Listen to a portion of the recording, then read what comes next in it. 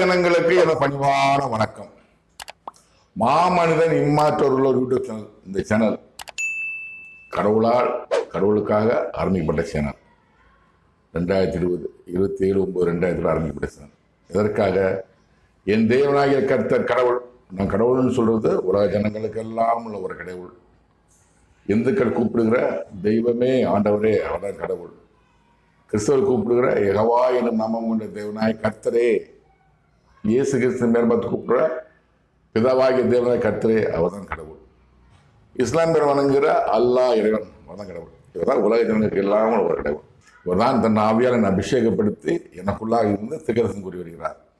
2008 முதல் திருக்கதர்சனங்கள் கூறி வருகிறார். இதற்காக 12 ஆண்டுகள் சிறைக்கு நான் சென்றிருந்தேன்.